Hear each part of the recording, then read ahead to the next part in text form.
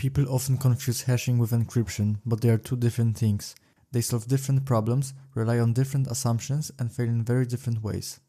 In this video, I will explain what hashing is, how it differs from encryption, and why confusing the two leads to bad system design, weak security, and misplaced trust. We will look at what each tool is designed to do and what it is incapable of doing. By the end, you should be able to clearly say when hashing is the right tool, when encryption is the right tool, and why neither is a substitute for the other. So what is hashing? Hashing is a process that takes an input of any size, such as document, a photo, a database, or an entire hard drive, and converts it into a fixed length output called a hash. The size of the output never changes. No matter how large or small the input is, the hash will always have the same length for a given hash function. There are many different hash functions, each designed for a specific class of problems. The differences between common hash functions come down to their security status, internal design, performance characteristics, and operational use cases. Using the wrong one for the wrong job can undermine the entire system. MD5 is very fast, but it should be only used for legacy checksums where security is irrelevant. SHA-1 is no longer secure and survives only in legacy systems that have not yet been upgraded. SHA-256 is a secure, widely used hash function and is common in blockchains, TLS, and digital signatures. SHA-512 offers a larger hash size and performs efficiently on 64-bit systems, making it popular in server environments. SHA-3 uses a different internal design and is typically chosen for high assurance or long-term security applications. Break2 is a fast, secure hash function, often used for file integrity and message authentication. Break3 is optimized for extreme speed and parallel processing, especially for large datasets. Argent2 is intentionally slow and memory hard, making it suitable for secure password storage. Let's look at a simple example. After hashing the word hello, we are left with a string of letters and numbers. This string is the hash. For a given hash function, the hash of hello will always be exactly the same. Now let's try changing one letter.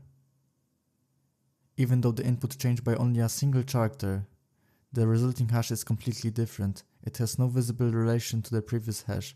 This extreme sensitivity to change is intentional. Now let's directly compare hashing with encryption. The first major difference is the length of the output. A hash always has a fixed size. You can hash a single word or an entire book, and the resulting hash will be the same length.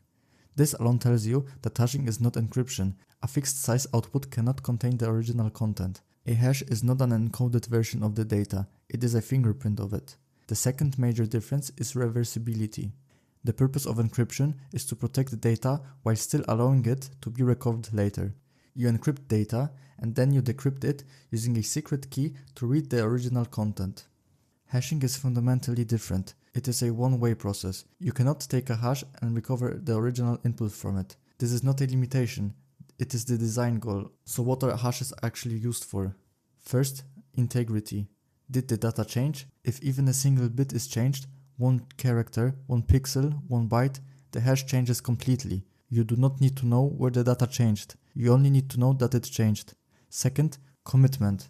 You publish a hash today, you reveal the data later. If the hash matches, you did not change the data in between. Third, indexing. It is far cheaper to compare fixed size hashes than entire files or objects. Databases, file systems, and blockchains rely on this property to operate efficiently at scale. So in summary, encryption is a different class of tool than hashing. Encryption is not about fingerprints, it is about secrecy. Encryption transforms data in a reversible way using a secret key. If you have the key, you can recover the original data. If you do not have the key, you are locked out. Encryption preserves information. It answers the question, who is allowed to read this? Hashing answers the question, is this the same thing as before? Hashing is about trust without secrecy. Encryption is about secrecy with trust. Different jobs, different failure modes, different mathematics. At this point, you should understand why hashing and encryption are not interchangeable and why confusing them leads to broken assumptions and weak security. Hashes do not protect secrecy. Encryption does not provide fingerprints. When used correctly, both are powerful tools.